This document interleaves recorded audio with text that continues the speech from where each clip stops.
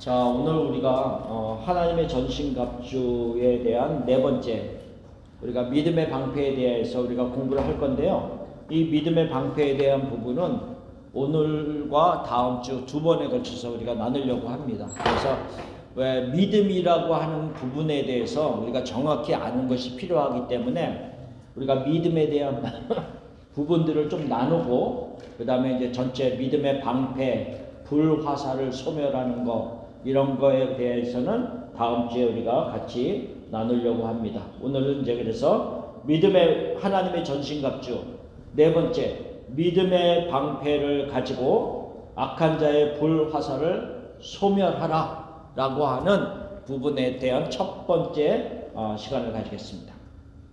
자, 16절 말씀을 우리가 다시 한번 읽어보겠습니다. 모든 것 위에 믿음의 방패를 가지고 이로써 능히 악한 자의 모든 불화살을 소멸하고 이랬습니다. 그러니까 모든 것 위에 라고 하는 것은 우리가 그 전에 첫 번째, 두 번째, 세 번째를 통해서 먼저 착용한 하나님의 전신갑주를 말합니다. 그래서 진리의 허리띠를 띠고, 그 다음에 뭐였어요? 의의 호신경을 붙이고, 그 다음에 평안의 복음이 준비한 것으로 신을 신고, 그 세 가지를 착용한 이후에 그 다음에 그 모든 것 위에 믿음의 방패를 가지라 라고 하는 그런 의미입니다. 그러니까 우리가 몸에 붙이는 것도 있었지만, 그 전에는 몸에 붙이는 것이었지만 이제는 믿음의 방패로 그 앞을 딱 가로막는 그런 것입니다. 자, 그림에 보면은 이 방패입니다. 방패. 이 방패인데 로마 군인이 전쟁을 할 때 쓰는 방패는 맨 왼쪽에 있는 겁니다. 사각형 모양의 방패가 이 로마 군인의 방패인데, 그거를 스쿠툼이라고 부릅니다. 스쿠툼. 이 스쿠툼이라고 하는 이 라틴어 자체가 방패라고 하는 말이지만, 이 스쿠툼이라고 부를 때 로마의 특별히 전쟁에서 쓰는 방패인 이 네모난 방패를 스쿠툼이라고 부릅니다. 그래서 그 옆에 있는 파르마나 게타투스, 하여튼 이런 걸로 해서 그 옆에 있는 동그란 것들은 보조 병사들이나 다른 용도로 쓸 때가 많았습니다. 그래서 전쟁에서는 스쿠툼이라고 하는 네모난 것이었는데, 길이가 약 1에서 1.2mm, 미리면 큰일 났죠.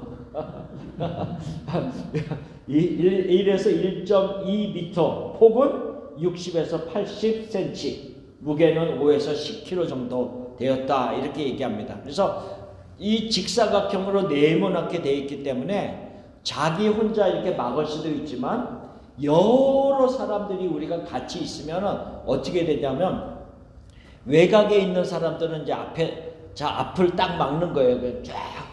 그리고 가운데 이제 있는 병사들은 방패를 위로 드는 거예요. 하늘을 향해서.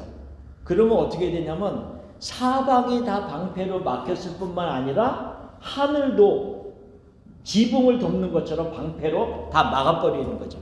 그러면 저기 멀리서 화살을 쏴도 앞에도 막아지고 위에서 들어오는 화살도 막게 되는 그런 역할을 했다라고 합니다. 근데 우리가 생각해보면 동그란 그 중간에 있는 파르마 같은 이 방패는 헬라 사람들이 많이 썼대요. 헬라 민족들이 많이 썼기 때문에 로마도 처음에는 이런 동그란 방패를 썼는데, 그러다 보니까 이제 동그랗게 해서 이게 혼자 쓰고 아니면 이게 움직이기는 좋은데 이 전체 빈 공간이 많이 있다는 거죠. 같이 할 때는. 그래서 로마는 나중에 그 옆에 있는 스쿠툼으로 그 모양으로 바뀌었다, 이렇게 얘기를 합니다. 그래서 혼자 쓰는 것뿐 아니라 같이 썼을 때 이게 딱 붙이게 되면, 방패를 붙이게 되면 공간이 없다는 거죠. 적이 들어올 공간이 없어서 완벽하게 막을 수 있는 그런 모습이었다, 이렇게 얘기를 합니다. 그래서 혼자 쓸 뿐만 아니라 함께 쓸 때도 아주 좋은 방어도 되고 공격용 무기도 되는 그런 방패였다라는 것을 우리가 생각합니다. 그래서 사도 바울이 이것을 생각하면서 진리의 허리띠, 의의 우신경, 평안의 복음의 신을 신은 이후에도 이 믿음의 방패를 가지고 혼자뿐 아니라 함께 믿음을 지켜나가는, 서로에게 도움이 되는 그런 믿음을 가져라 라는 것을 말하고 있습니다. 그래서 우리가 이 부분에 대해서 공부하면서 첫 번째는 믿음이란 무엇인가에 대한 우리가 공부를 해야 됩니다. 그렇죠? 믿음의 방패에 대해서 얘기하기 때문에 그러면 믿음이 무엇을 의미하나? 두 번째로는 왜 믿음을 방패로 비유하는가 라고 하는 것을 우리가 알 필요가 있고요. 세 번째로는 악한 자의 불화살이라는 의미가 무엇인가? 그 다음에 네 번째로는 믿음의 방패는 어떻게 악한 자의 불화살을 소멸할 수 있는가? 이 네 가지 부분에 대해서 우리가 공부를 합니다. 이제 근데 우리가 오늘은 첫 번째로 믿음이 무엇인가에 대한 공부를 할 겁니다. 자, 우리가 지금 믿음 생활합니다. 그래서 믿음에 대한 얘기를 많이 합니다. 당연히 우리가 뭐 알죠. 그렇지만 다시 한번 정리를 해보자는 거죠. 과연 믿음이라는 게 무엇인지. 근데 모든 사람들은 다 믿음이 있습니다. 우리가 일반적으로 말하는 믿음, 이것이 하나님을 향한 믿음을 얘기하는 것이 아니라 모든 사람들은 다 믿음을 갖고 삽니다. 나름대로의 신앙이 있습니다. 그러니까는 하다못해 구술하는 사람들도 그들 마음에 나름대로 가지고 있는 믿음이 있습니다.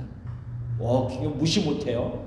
그것이 참이냐 거짓이냐를 떠나서 그들의 신앙도 무시를 못합니다. 그래서 우리가 선교학적으로 공부를 할 때 무슨 얘기를 하냐면 하나님께서 모든 인류의 사람들에게 이 믿음, 어떤 절대자를 찾는 믿음이라고 하는 신심을 주셨기 때문에 선교하는 자들이 나가서 복음을 전할 때에도 그들이 거부할 수도 있지만 그 마음에 절대자를 찾는 마음들이 있기 때문에 복음을 받아들이기도 한다, 이렇게 얘기를 합니다. 그래서 이 신앙, 어떤 하나님을 절대자를 찾는 믿음은 모든 사람이 갖고 있습니다. 그래서 타 종교의 사람들도 그들 나름대로의 믿음과 신앙을 가지고 절대자를 찾는다는 거죠. 그렇죠? 마찬가지입니다. 그러나 우리가 가지고 있는 그리스도인들이 가지고 있는 믿음이라고 하는 것은 무엇이냐는 거죠. 믿는 자, 우리가 하나님을 믿는, 예수님을 믿는 우리들이 가지고 있는 믿음은 무엇이냐? 우리가 이제 교회를 다니면서 여러 사람을 보잖아요. 그러면 우리가 저 사람은 믿음이 참 좋아. 예를 들면 그런 말을 저 사람은 믿음이 참 좋아. 일반적으로 어떤 사람들을 향해서 우리가 그런 말을 할까요? 봉사 많이 하는 사람.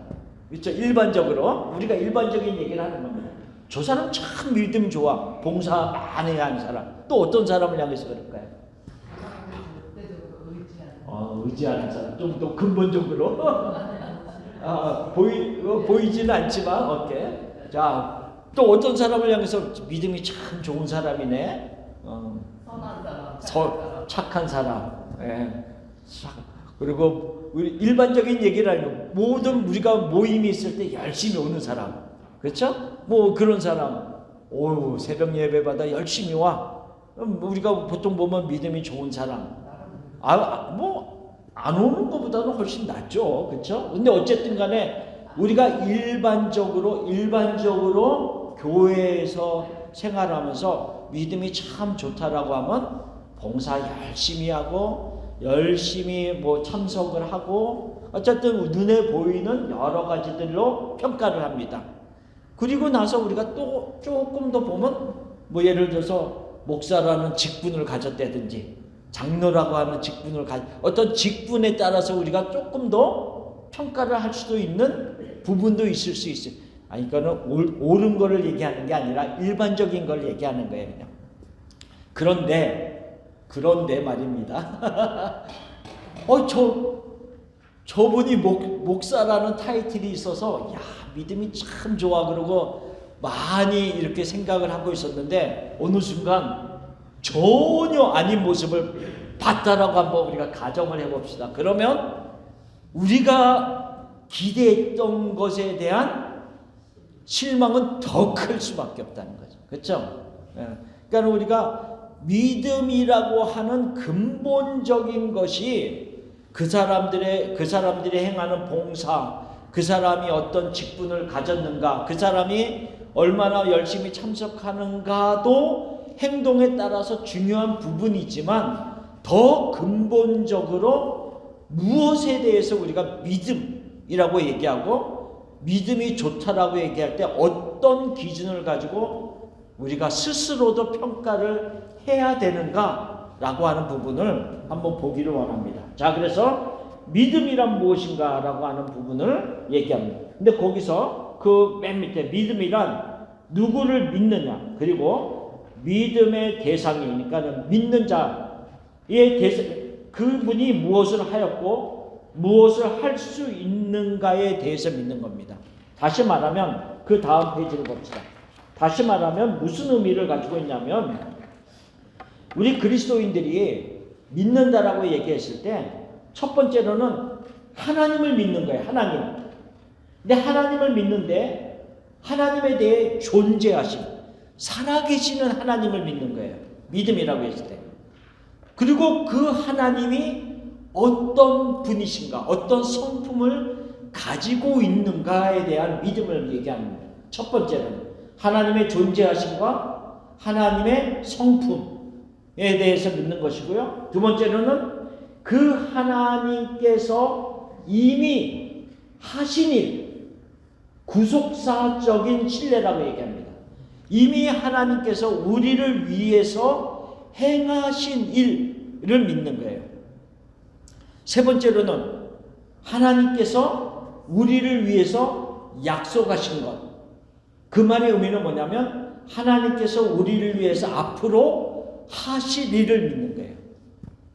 지금 우리와 함께 하시고 또한 우리를 위해서 하실 그 일을 믿는 것이 믿음이라는 거죠. 다시 우리가 믿음이라고 얘기할 때 세 가지로 우리가 생각해 볼 수가 있습니다. 첫 번째, 하나님을 믿는 거예요. 하나님의 존재하심. 하나님은 살아계십니다. 하나님의 성품, 하나님의 어떤 우리가 신학적으로는 비공유적 성품, 공유적 성품 이렇게 얘기하는데 그 말의 의미는 하나님만이 가지고 계시는 성품이 있고 믿는 자들과 함께 같이 가지는 성품이 있어요. 근데 어쨌든 간에 하나님의 성품을 믿는 겁니다. 그 다음에 하나님께서 하신 일을 믿는 것이고 그 다음에 하나님이 우리를 위해서 하실 일들을 믿는 것이 믿음이라는 거죠. 그 부분에 대해서 우리가 좀 더 구체적으로 공부합시다. 첫 번째, 하나님을 믿는 것이며 존재하심, 하나님의 성품을 믿는 겁니다. 자, 히브리서 11장 6절 말씀을 같이 읽어봅시다.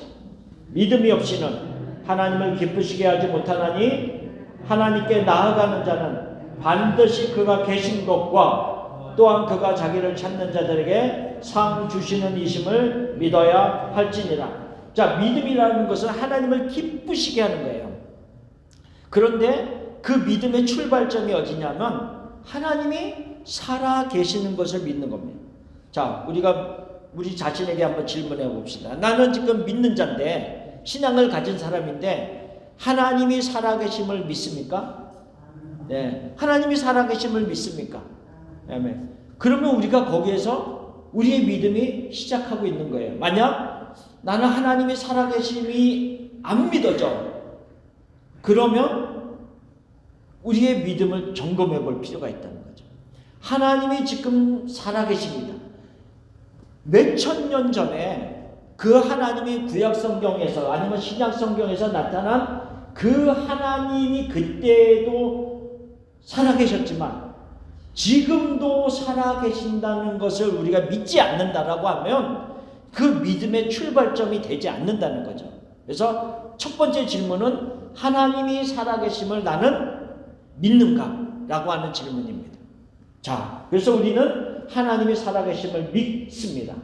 그러면 그 다음에는 그 살아계신 하나님이 어떠한 성품을 가지고 있는가, 그러니까 어떠한 하나님이신가라고 하는 부분이죠.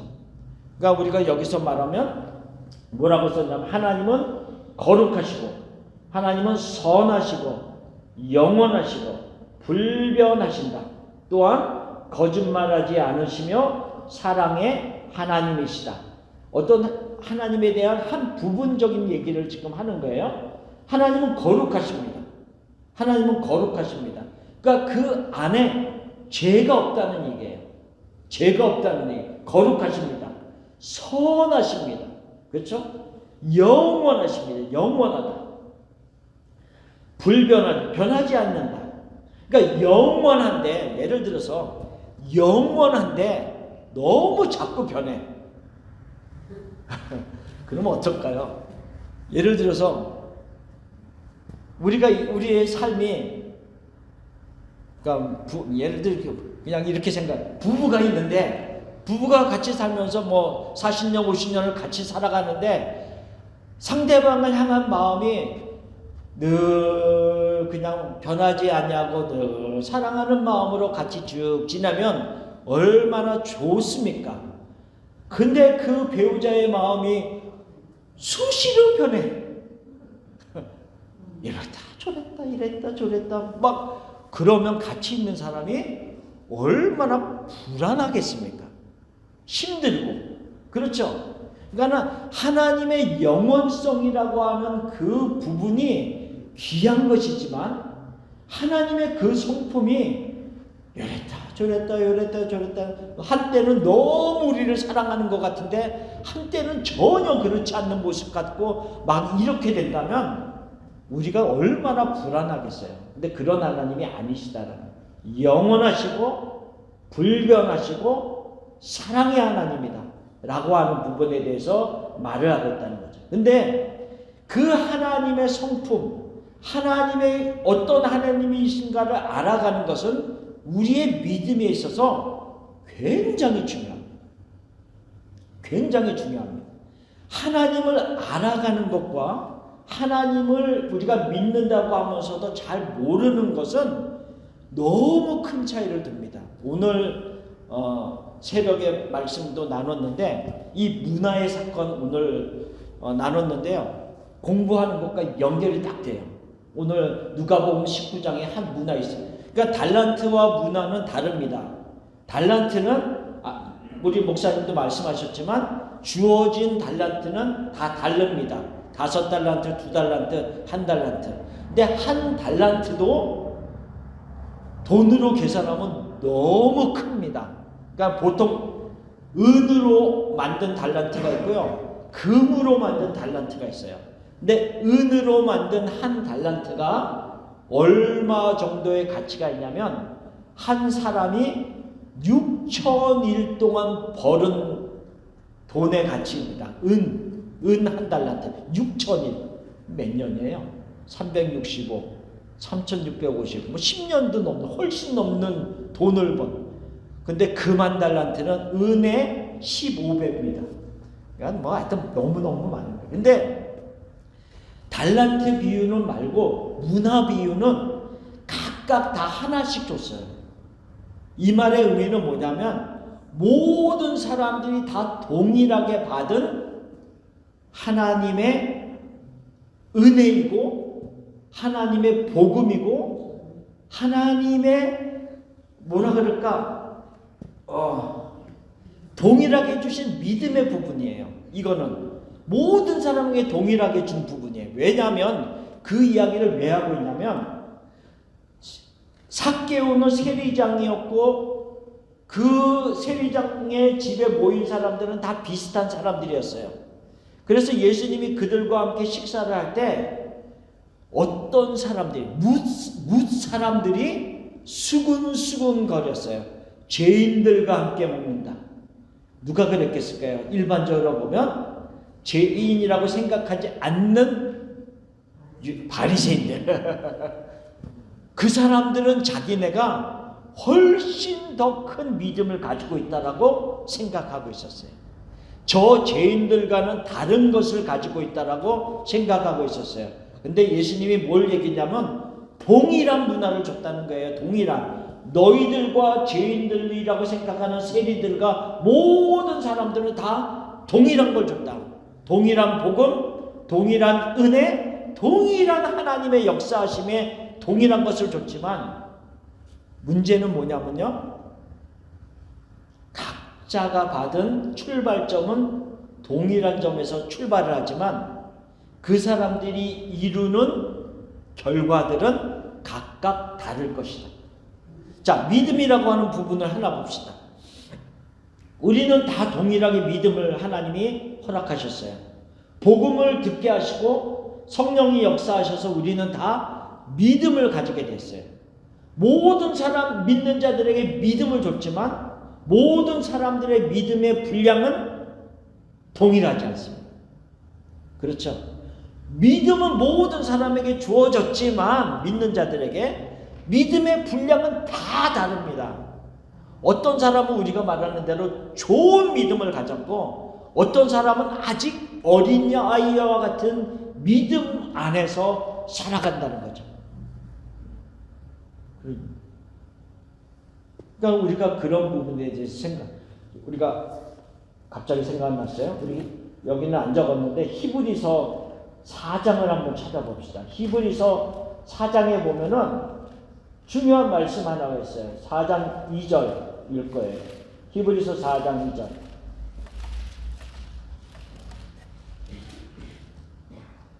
자, 읽어드리겠습니다. 자, 히브리서 4장 2절. 찾으신 분은 같이 읽어도 돼요. 자, 읽겠습니다. 그들과 같이 우리도 복음 전함을 받은 자이나 들은 바 그 말씀이 그들에게 유익하지 못한 것은 듣는 자가 믿음과 결부시키지 아니함이라. 무슨 말씀이에요? 우리와 같이 저들도 복음을 들었다는 거예요. 나와 같이 저들도 복음을 들었지만 그들과 내가 다른 것이 뭐예요? 믿음으로 그들은 반응하지 않았다는 거죠. 그 차이가 있었다는 것을 얘기해요. 그렇죠? 그 말씀을 그 들은 바 하나님의 말씀이 그들에게 영적으로 유익하지 못한 이유는 믿음으로 반응하지 않았기 때문입니다. 믿음과 결부시키지 않은 말씀은 영적인 유익이 없다는 것입니다. 그러니까 하나님의 말씀을 우리가 계속 듣는다 할지라도 내가 믿음으로 그 말씀을 결부시키지 않는다라고 한다면 나에게 영적인 유익이 생기지 않는다는 것을 말하고 있는 거예요. 그래서 아까 이제 문화 비유를 하면서 제가 무슨 얘기를 하나 더 얘기하려고 하는데 그것이 뭐냐면요. 한 문화를 줬는데 그냥 한 문화를 그냥 꽁꽁 싸매고 있다가 주인 앞에 내놓는 사람이 있었어요. 그렇죠? 근데 그 사람이 내놓으면서 뭐라고 얘기를 했냐면 나는 당신이 엄한 사람인 줄 알았나이다. 이게 굉장히 중요한 포인트예요. 왜? 자기가 가지고 있는 주인에 대한 왜곡된 것을 가지고 있었기 때문에 그는 두려움 속에서 꽁꽁 싸매고 있는 거죠. 우리가 하나님을 믿는다고 하면서 하나님에 대해서 잘못된 인식을 가지고 있으면 믿음의 삶도 마찬가지라는 거죠. 마찬가지예요. 그러니까 우리가 하나님을 잘 알아가는 것은 너무 믿음 생활에 있어서 중요한 포인트입니다. 그러니까 하나님을 얼만큼 알아가고 있는가. 내가 믿음 생활을 지금 10년, 20년, 30년 아니면 평생을 믿음 생활을 하고 있는데 그 하나님에 대해서 얼마나 내가 많이 아는가가 굉장히 중요하다는 거죠. 굉장히 중요해요. 하나님을 우리가 평생을 지금 믿음 생활하고 있는데 그 하나님에 대해서 내가 요만했을 때보다는 훨씬 더 많이 알아야 될 것 같아요. 그렇죠? 그러니까 얼마나 많이 아는가가 중요해요. 그러니까 우리가 말씀을 볼 때마다 그 말씀 속에서 저는 늘 이런 마음을 가지고 말씀을 묵상할 때 그런 마음을 가지고 묵상합니다. 뭐냐면 이 본문에서 하나님은 어떤 분이신가? 이런 부분에 대해서 늘 묵상을 합니다. 그래서 하나님은 오늘 이런 분이시구나 라는 것을 더 깨닫는 거죠. 그런 부분에 대해서 하나님을 자꾸 알아가는 것이 필요하다는 거죠. 우리가 어떨 때는 이런 경우도 있어요. 우리가 배우자랑 오래 같이 살았음에도 불구하고 이 사람이 이거를 좋아했었네? 이 음식을 좋아했네? 이거를 모를 때도 있거든요.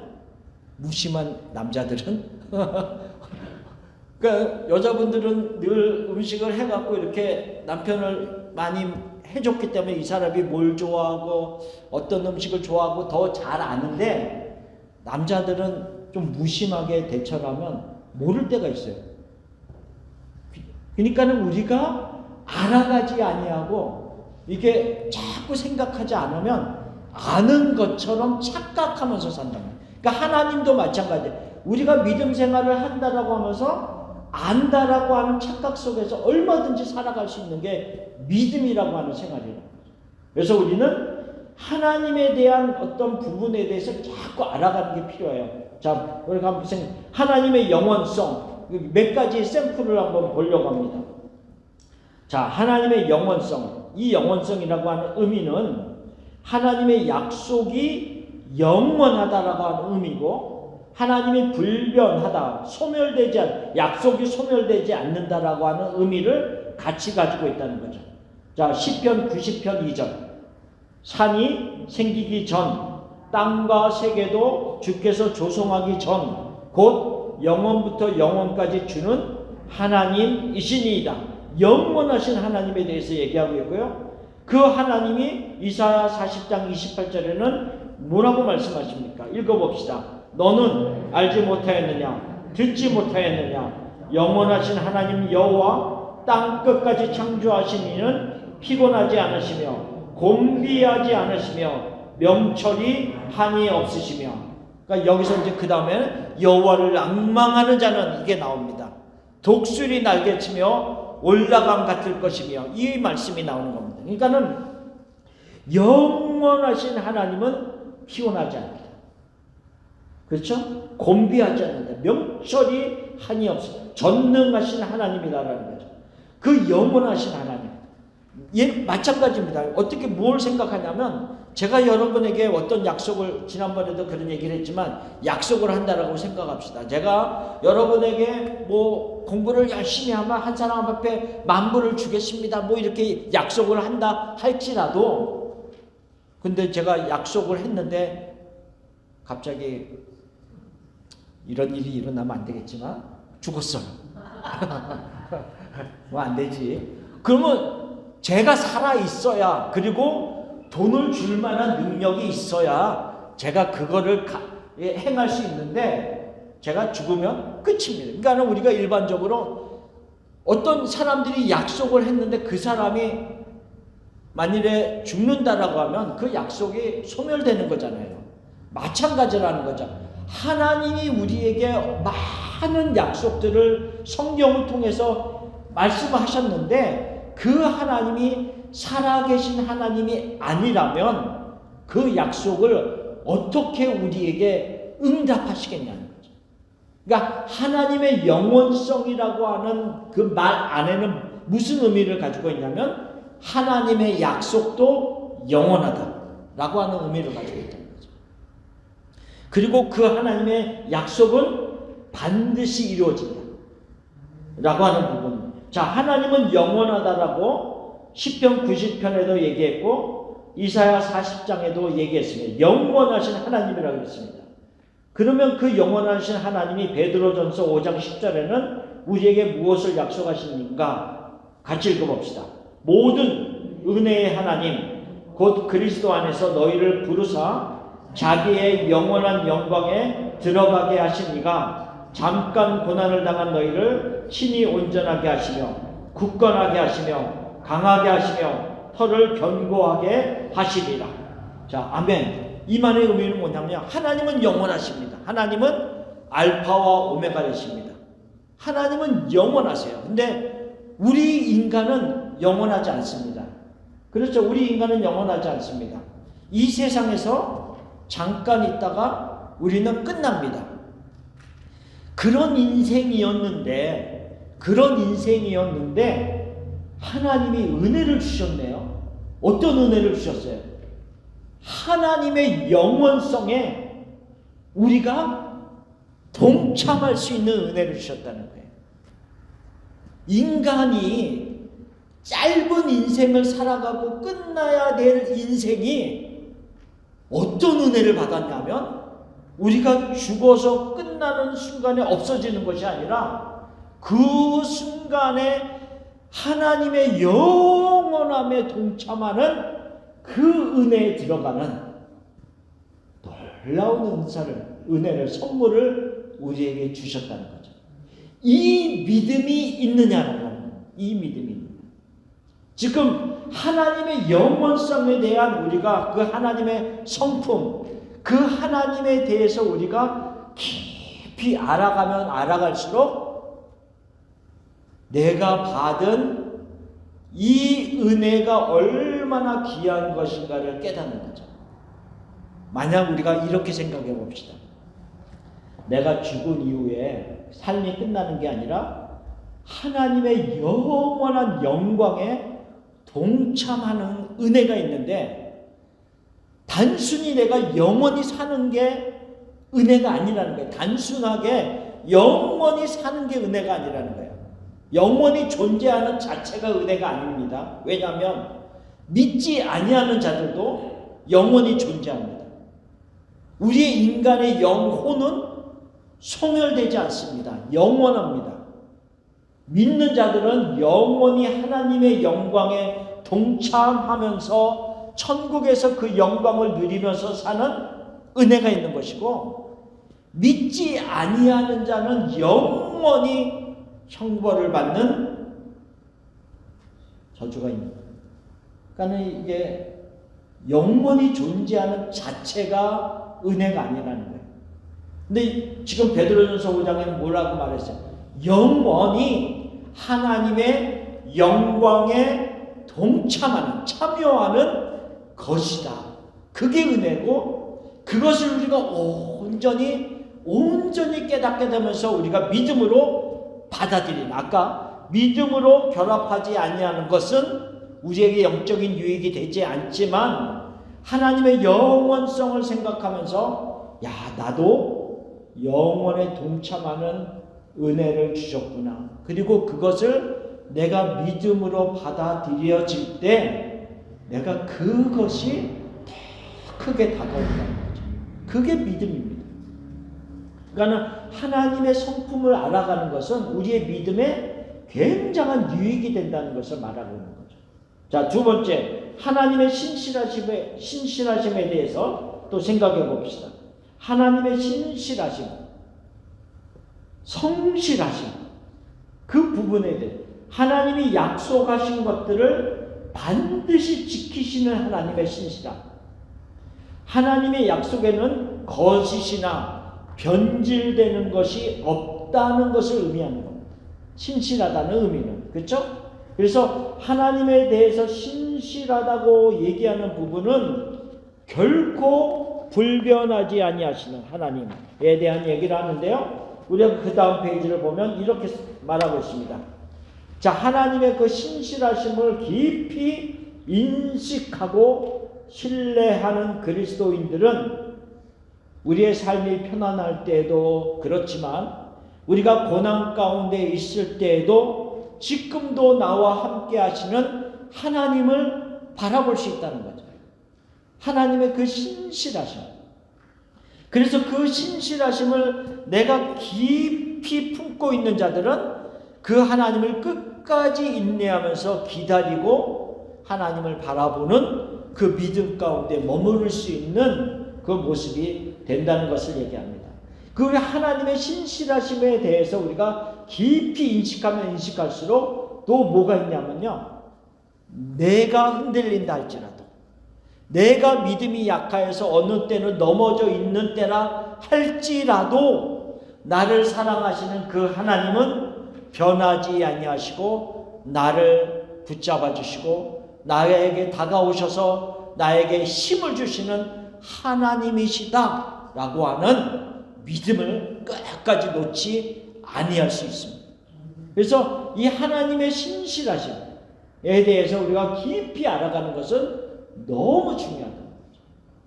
너무 중요하다. 자, 민수기 23장 19절 읽어봅시다. 하나님은 사람이 아니시니 거짓말을 하지 않으시고 인생이 아니시니 후회가 없으시도다.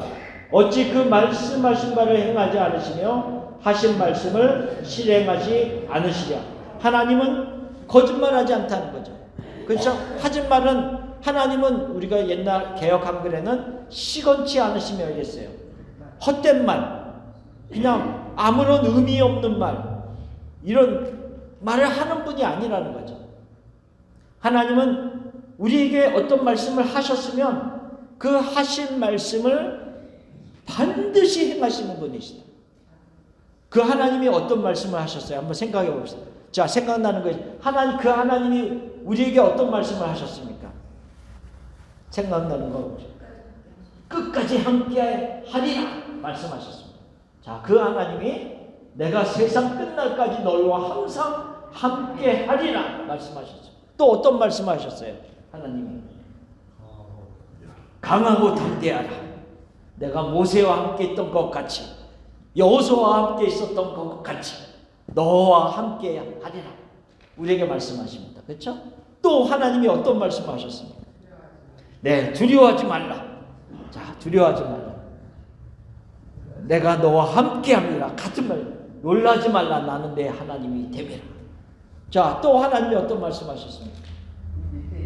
너희가 감당하지 못할 시험. 그렇죠. 고린도전서 10절. 너희가 감당하지 못할 시험 당함을 허락지 아니하신다.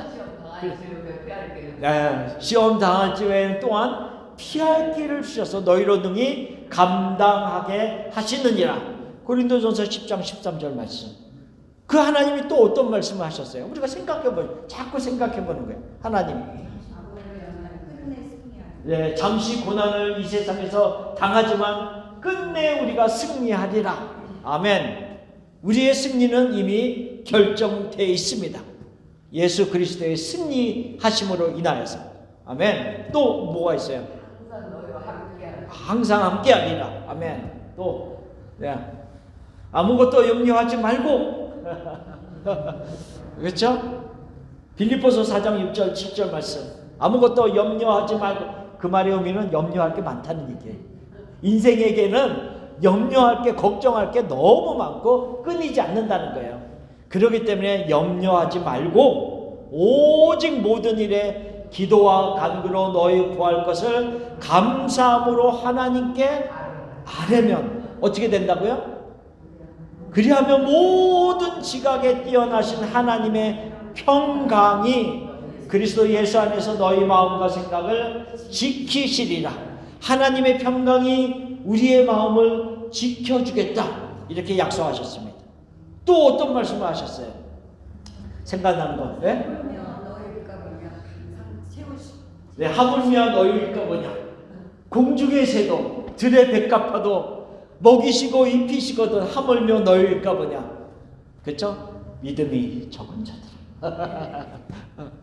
그러니까 그리고 이제 뭘 말씀? 너희 그러므로 그래서 뭐라고요? 너희는 먼저 하나님의 그의 나라와 그의 일을 구하라. 하나님의 나라와 하나님의 일을 먼저 구하라. 그리하면 이 모든 것을 너에게 더하시리라. 하나님의 말씀, 이게 주의 말씀. 또 우리에게 하나님이 뭘 말씀하셨어요? 자꾸 생각해. 네? 쉬지 말고 기도하라. 기도하면 내가 귀 기울여 응답하리라. 너의 기도에 내가 귀 기울여 응답하리라 말씀하셨어요. 그러니까 왜 우리가 지금 이렇게 얘기하냐면 이미 우리에게 주신 수많은 말씀들이 있단 말이죠. 이 수많은 말씀들이 있는데 우리가 이 말씀에 우리의 믿음을 결부시키고 있느냐는 거죠. 우리의 믿음을 이 말씀에 결부시켜서 내 것으로 만드는 자들이 그 말씀이 나에게 영적인 유익이 되는 거죠. 그 수많은 말씀들, 우리에게 하신 말씀들이 있는데 그 수많은 말씀들이 내가 믿음으로 그 말씀을 받지 않는다라고 한다면 나에게 영적인 유익이 없다는 거죠. 물론 우리가 믿음으로 구원은 받은 자예요. 우리가 믿음으로 예수 그리스도 안에 있는 자입니다. 그 자체는 변하지 않아요. 그러나 우리가 그리스도 안에 머물면서 성숙함으로 믿음이 더 성장하는 모습으로 나아가야 되는데 우리가 단순히 믿음 안에 그냥 그리스도 안에 머무는 것으로 끝나서는 안 되지 않느냐라고 하는 것을 말하는 거죠. 그 말의 의미를 하고 있는 겁니다. 그러니까 우리가 믿음이 없다 이런 의미를 하는 것이 아니라 구원받은 자가 아니다라는 얘기가 아니란 말이에요. 우리가 그리스도를 믿음으로 이미 그리스도 안에 들어왔지만 그러나 그 이후에는 나에게 주어진 하나님의 말씀들이 수없이 많은데 그 말씀을 내가 믿음으로 얼만큼 받아들이고 있느냐라고 하는 문제 얘기하고 있다는 거죠. 자, 그래서 민수기 23장 19절 말씀, 그 다음에 히브리서 10장 23절에도 약속하신 이는 미쁘시니 그랬어요. 그렇죠? 우리에게 수없이 많은 것들을 약속하신 그 하나님은 신실하시니 미쁘다라고 하는 말이 신실하다는 얘기예요. 그렇죠? 그래서 우리가 믿는 이 진리의 소망, 하나님의 약속의 소망을 움직이지 말고 굳게 잡아라 라고 하는 말을 하고 있고요. 아까 얘기했지만 고린도전서 10장 13절 같이 읽어봅시다. 사람이 감당할 시험 밖에는 너희가 당한 것이 없나니 오직 하나님은 미쁘사 너희가 감당하지 못할 시험당함을 허락하지 아니하시고 시험당할 즈음에 또한 피할 길을 내사 너희로 능히 감당하게 하시느니라. 아멘. 자, 하나님은 신실하신 하나님입니다. 그렇죠?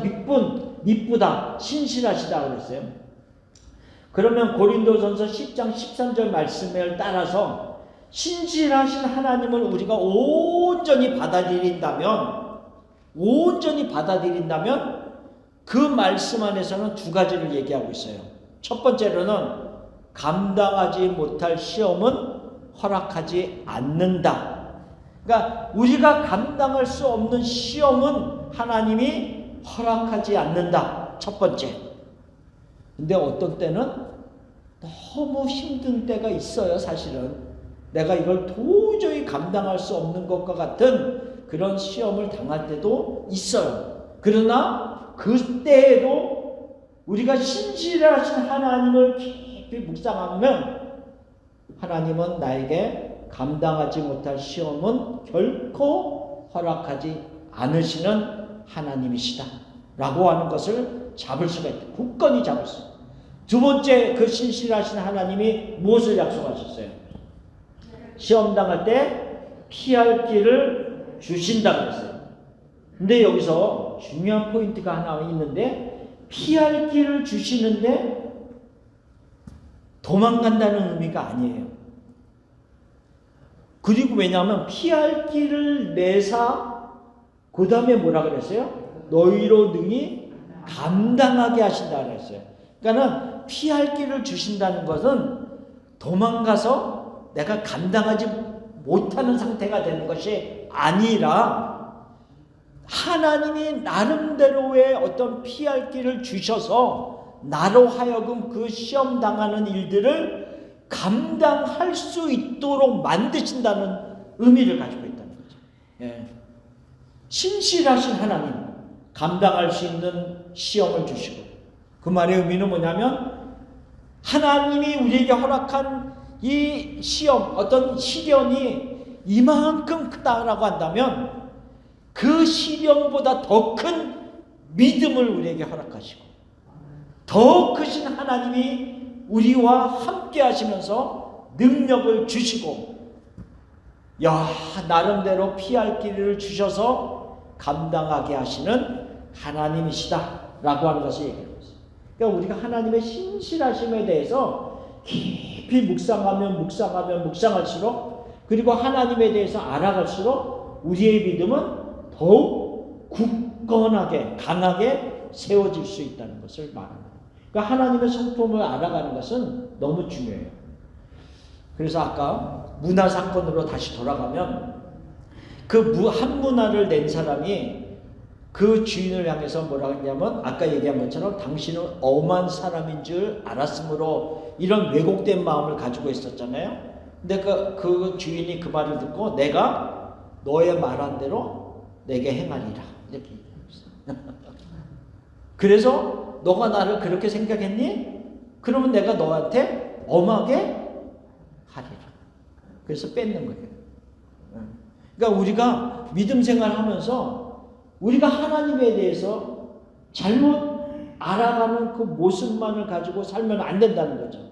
그래서 우리가 말씀을 계속 공부를 해야 되고 말씀을 묵상을 하면서 아 하나님이 이런 분이셨네 이런 분이셨네를 알아가는 게 필요하다는 것을 얘기합니다. 그렇죠? 자, 그래서 두 번째로는 하나님이 어떤 분이신 것을 알아가는 게 우리의 믿음의 출발점이고 중요한 부분이다라는 것을 얘기했고요. 두 번째로는 하나님께서 이미 우리를 위해서 하신 일을 믿는 것이 믿음이에요. 하시는. 그래서 그것을 우리가 구속사적인 신뢰다 이렇게 얘기를 합니다.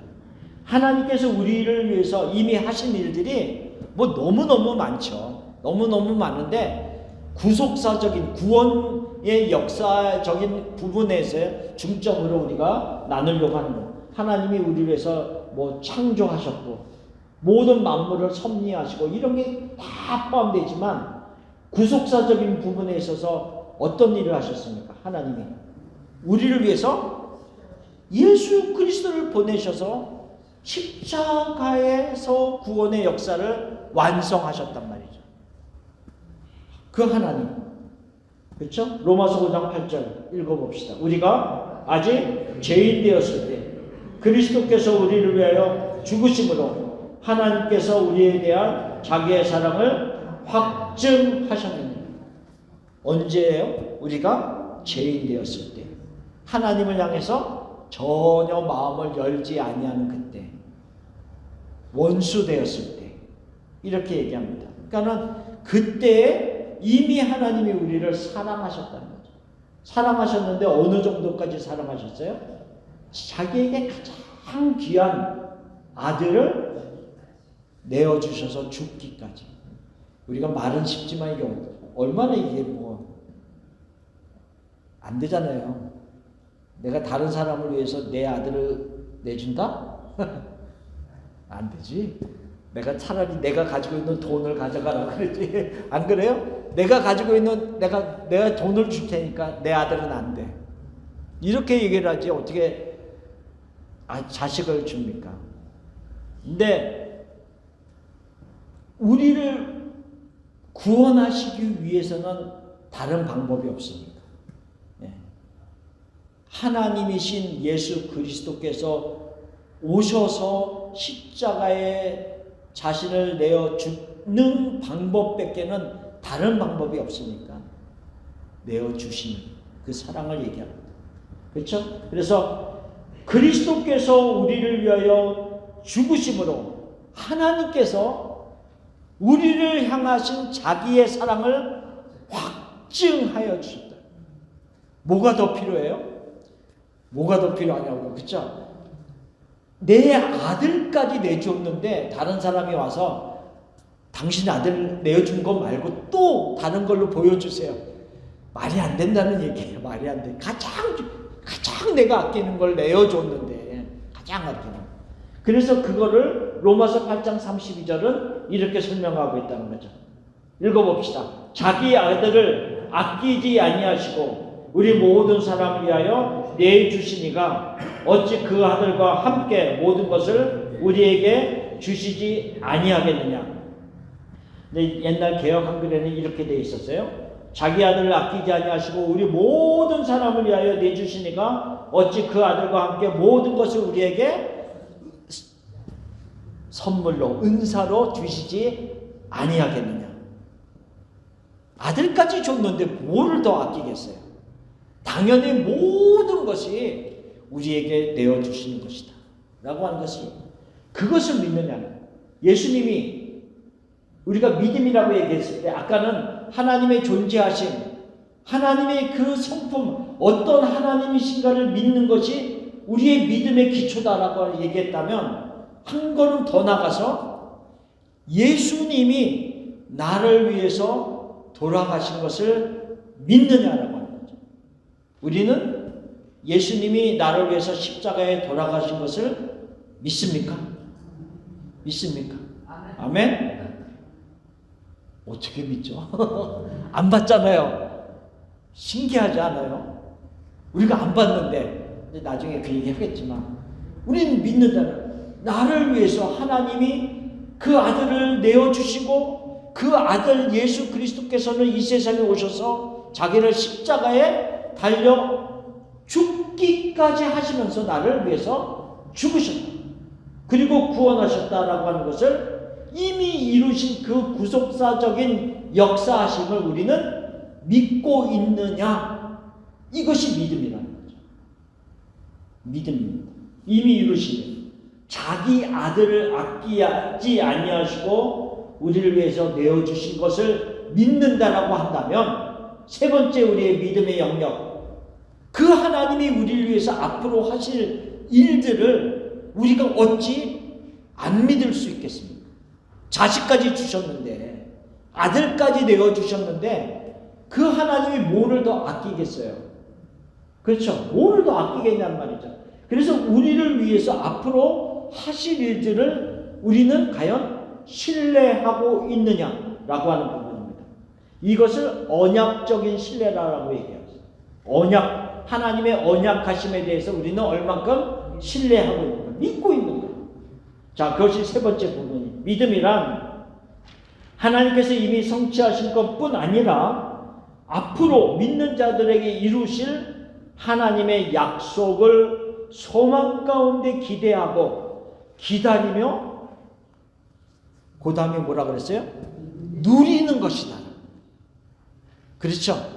그냥 단순히 기다리는 것이 아니라 이미 우리가 믿음을 가지고 누리는, 이미 가지고 있는 것, 모습으로 살아가는 것을 얘기하고 있다는 거죠. 자, 하나님의 보호하심에 대해서, 하나님의 어떤 인도하심에 대해서, 하나님의 함께하심에 대해서 여러 가지를 우리는 이미 누리고 살아가는 사람이다. 자, 그래서 이사야 41장 10절 말씀. 자, 읽읍시다. 두려워하지 말라. 내가 너와 함께함이라. 놀라지 말라. 나는 내 하나님이 됨이라. 내가 너를 굳세게 하리라. 참으로 너를 도와주리라. 참으로 나의 의로운 오른손으로 너를 붙들리라. 아멘. 저는 이 말씀을 참 좋아합니다. 참 좋아합니다. 늘 암송하고 묵상하고, 저는 이제 특별히 만일에 설교할 때는, 뭐 설교하러 강단에 올라갈 때는 늘 올라가기 전에 이 말씀을 묵상하고 기도하고 올라갑니다. 그래서 나 혼자 올라가서 말씀을 전하는 것이 아니라 하나님이 함께 하시고 하나님이 나를 붙잡아 주시고 그리고 하나님이 말씀하실 것에 대한 확실한 믿음을 다시 탁 잡고 올라갑니다. 그러니까 이 말씀으로 내 스스로를 늘 상기시키는 거죠. 예, 자, 우리 각자의 삶도 그럴 겁니다. 하나님이 말씀하시면 두려워하지 말라. 내가 너와 함께. 놀라지 말라. 놀라지 않는 이유는 나는 내 하나님이 됩니다. 다른 사람의 하나님이 아니라 나의 하나님이 됩니다. 너의 하나님이 됩니다. 내가 너를 굳세게 하리라. 참으로 너를 도와주리라. 참으로 나의 의로운 오른손으로 너를 붙들리라. 내가 너를 붙잡고 있는데 누가 너를 나의 손에서 빼앗을 수 있으랴. 요한복음 10장 28절 29절 말씀. 그렇죠? 하나님의 손에서, 예수 그리스도의 손에서 우리를 빼앗아 갈 자가 아무도 없다라고 말합니다. 그 하나님의 어떤 보호하심, 하나님의 역사하심에 대한 신뢰성을 가지고 있는가라고 합니다. 자, 요한복음 5장 24절에는 뭘 얘기하고 있습니까? 내가 진실로 진실로 너에게 이르노니 내 말을 듣고 또 나 보내신 이를 믿는 자는 영생을 얻었고 심판에 이르지 아니하나니 사망에서 생명으로 옮겼느니라. 우리가 지난주에 막 도표 그려가면서 얘기했던 부분이에요. 자, 이 사망에서 생명으로 옮겨졌다. 영생이 이미 우리 안에 있다라고 하는 것. 심판에 이르지 않는다라는 이 부분에 대해서는 예를 들어서 우리가 아직 이 세상에 살면서 영원한 생명에 대한 실체적인 것은 아직은 우리가 피부로 다가오지 않는 부분은 있어요. 그렇지만 이미 우리에게 뭐라고 얘기하고 있냐면 영생을 얻었고 이렇게 얘기하고 있다. 그러니까 영생이 앞으로 있을 것이다 라고 얘기하는 것이 아니라는 거죠. 이미 우리에게는 영생이 있다, 얻어졌다 이렇게 얘기를 하고 있습니다.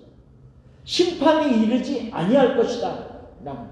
그러니까 우리가 앞으로 나에게 이루어질 어떤 하나님의 언약적인 것을 나는 얼마나 신뢰하고 믿느냐라고 하는 부분, 이것이 믿음의 한 영역이다라고 하는 것을 얘기를 하고 있다는 거죠. 자, 요한계시록 21장 3절 4절 읽어봅시다.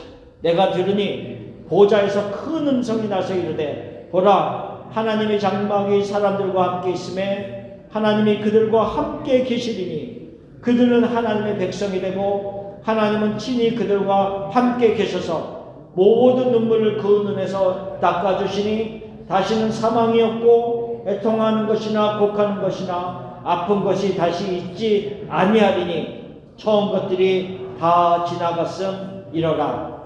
이 말씀을 믿습니까? 믿습니까? 그곳에 나중에 새하늘과 새 땅이 임하는 그때에는 뭐라 그랬어요? 모든 눈물을 우리에게서 닦아주시고 다시는 그곳에는 사망도 없고 애통하는 것도 없고 곡하는 것도 없고 아픈 것도 있지 아니하고 하나님이 빛이 되어서 모든 것을 비치기 때문에 그곳에는 다른 빛이 필요 없고 하나님의 영광이 가득한 곳에서 우리는 새 노래, 모세의 노래, 어린 양의 노래를 부르면서 그곳에서 함께 영광 가운데 찬양할 것이다. 이 약속을 믿느냐 하는 거죠. 믿습니까? 아멘. 우리가 앞으로 우리에게 이루어질 것들을 얼마나 우리가 확실하게 잡고 있느냐, 믿고 있느냐, 신뢰하느냐, 이것이 믿음의 영역이라는 거죠. 그래서 히브리서 11장 1절에서 그래서 이런 얘기를 하는 겁니다. 믿음은 바라는 것들의 실상이요 보이지 않는 것들의 증거다라고 하는 거예요. 자, 첫 번째, 믿음은 바라는 것들의 실상. 우리가 바라는 게 뭐예요? 앞으로 이루어질 게 뭐예요? 지금 금방 얘기한 것들. 앞으로 우리에게 이루어질 소망이 뭐예요? 어떤 것들이 있었어요? 영생. 천국에서 하나님의 영광 가운데 동참하면서 살게 될 그 소망, 바라는 것. 더 이상 눈물이 없고 곡하는 것이 없는 그곳에서 영광을 누리며, 생각만 해도 기쁘죠? 이 생각만 해도 너무 기쁘잖아요. 이 세상에서 이런 모습들이 아니라 영원한 몸을 입고 하나님을 찬양하면서 우리가 한번 생각해 보세요. 우리가 성가대가 요 앞에서 이제 서서 성가할 때 우리가 20명, 30명이 서서 막 찬양할 때도 얼마나 좋아요. 근데 우리가 만약 그 성가대가 200명, 300명, 500명이 찬양하면 얼마나 더 웅장할 거 아니에요. 그쵸? 와, 그 목소리만 들어도 막 이렇게 해서 가슴이 뛸 거예요. 야, 그 하늘나라에 간 온 무리들이 한 목소리로, 그곳에는 음치가 없습니다. 그곳에서는 음치가 없어요. 하나님을 찬양하는 그 모든 하나님의 사람들이 함께 찬양할 때 얼마나 이 생각만 해도 가슴이 두근두근합니다. 찬양을 좋아하는 저로서는 그 수많은 사람들이 함께 하나님을 찬양하는 걸 생각만 해도 얼마나 좋을까? 얼마나 그 찬양이 화음이 멋있게 이루어져서 너무너무 진짜 듣기에 좋고 너무 은혜가 되는 그 찬양일 텐데, 내가 그 순간으로 들어가는 그 바라는 것들이 뭐라고요? 이미 내가 실체적인 것으로 믿는다는 거예요. 바라는 것들의 실상이라는 거예요. 그러니까 바라는 것들이 전혀 내가 감이 잡히지 않고, 물론 내가 그때 되면 더 많은 것을 깨닫게 되겠지만, 내가 내 믿음으로 바라보면서 이렇겠구나라는 것을 실체적으로 내가 누리고 있는 것들이 있다는 거죠. 내가 바라는 것, 소망하는 것들이 실체적으로 다가오는 것, 이게 믿음이라는 거죠. 그 다음에 뭐라 그랬어요? 보이지 않는 것들의 증거다 그랬어요. 내가 보지 못하는 것들이 얼마나 많이 있어요. 내가 육신의 눈으로 보지 못하는 것들이 얼마나 많습니까? 어떤 것들이 있어요? 우리가 지금 믿음 생활을 하고 있는데 우리가 보지 못하면서도 믿는 것들이 얼마나 많이 있어서 어떤 것이 그런 것들입니까? 우리가 믿는 것들 중에서 육신의 눈을 통해서 보지 못한 것들이 뭐가 있습니까? 모든 것이죠. 하나님이 창조하셨음을 보셨습니까? 못 봤죠? 말씀으로 믿는 거죠. 예수님이 십자가에 돌아가신 것을 우리는 못 봤죠. 예수님이 하신 놀라운 역사하심을 우리는 육신의 눈으로는 다 못 봤어요. 다 못 봤단 말이죠. 하나님의 그 하나하나의 구약의 성경에 나타나고 있는, 신약의 성경에 나타나고 있는 모든 구속사적인 역사들을 우리는 우리의 눈으로 보지 못했어요. 그런데 얼마나 확실하게 믿고 있냐면 그것이 증거가 될 정도로 우리는 그거를 받아들이고 있다는 거죠. 나는 이것이 확실하게 내가 믿을 수 있다는 거죠. 그러니까 내가 천국에 들어가는 것, 내가 하나님이 어떤 분이라는 것을 확실하게 증거할 수 있다는 것이 무엇을 통해서 이루어지는 거냐면 믿음이라고 하는 것을 통해서 이루어진다.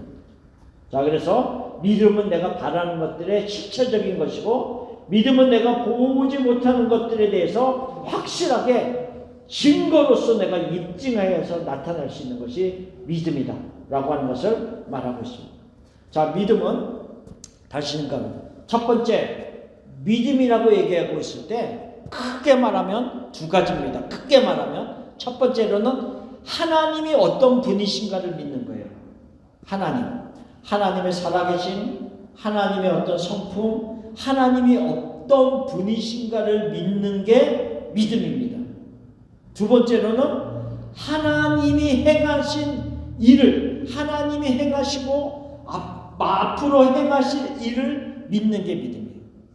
그래서 내가 지금 믿음 생활을 한다라고 했을 때 그것이 무엇인가를 다시 점검해 보는 거예요. 나는 하나님의 살아계심을 믿습니다. 아멘. 하나님이 사랑의 하나님이시고, 하나님이 어떤 분? 영원하신 분이시고, 하나님이 그 약속하신 것을 신실하게 지키시는 하나님이심을 나는 믿습니다. 이런 부분을 내가 어느 정도까지 믿느냐? 믿음의 분량이라는 거죠. 그 다음에 두 번째로는 하나님의 행하신 일, 구속사적인, 나를 위해서 돌아가시고 나를 구원하여 주신 하나님, 그 다음에 나에게 약속하신 그 약속들을 반드시 이루실 하나님, 그 하나님을 나는 얼마큼 신뢰하고 그 믿음 가운데 머물고 살아가고 있는가. 이게 믿음이에요. 이 믿음이 우리에게 확실하게 정립이 안 되면 이 믿음이 방패의 역할을 못한다는 거예요. 이 믿음이 어떤 부분인지도 우리가 모르는데 그 믿음을 어떻게 방패로서 우리가 활용할 수 있겠습니까? 그래서 우리가 첫 번째로 오늘 믿음에 대한 부분을 이렇게 많이 다룬 거예요. 그래서 믿음이 무엇이다라고 하는 부분을 다룬 것이고요. 다음 주에는 우리가 이 믿음이 어떻게 방패로서 역할이 될 수 있는가? 악한 자가 쏘는 불 화살이라고 하는 것은 무슨 의미인가? 라고 하는 것을 우리가 좀 더 구체적으로 나누겠습니다. 그래서 믿음의 삶을 살아가는 우리들 더 확실하게 믿음이 무엇이다라는 것을 정립하시고 더 성숙한 믿음, 더 강한 믿음 안에서 살아가는 우리가 되기를 바랍니다. 아멘. 그러기 위해서는 말씀 공부 열심히 하시고 묵상하시고 순종하시고 그 다음에 주님을 닮아가는 모습으로 살아갈 수 있도록 우리가 더 열심히 살 수 있기를 바랍니다. 아멘. 기도하겠습니다. 하나님 감사합니다. 우리에게 주님을 믿는 믿음을 허락하여 주신 것을 감사합니다. 하나님 이 믿음이 우리 안에 있는데 우리가 그 적은 믿음, 어린아이와 같은 믿음에서 그냥 단순히 머물러 있는 것이 아니라 하나님을 더욱 알아갈 수 있게 하시고 하나님의 성품에 대해서 더욱 알아가게 하셔서 더 깊이 하나님을 알아가고 깨닫게 하여 주셔서 우리의 믿음이 더욱 신실해지게 하시고 우리의 믿음이 더욱 강해지게 하시고 하나님을 온전히 바라볼 수 있는 믿음으로 살아가는 우리들이 되게 하옵소서. 이번 한 주도 살아가면서 그 하나님 안에서 살게 하시고 하나님을 닮아가는 모습으로 실천하는 모습으로 살아가는 우리가 되게 하옵소서. 감사합니다. 예수님의 이름으로 기도하옵나이다. 아멘. 감사합니다.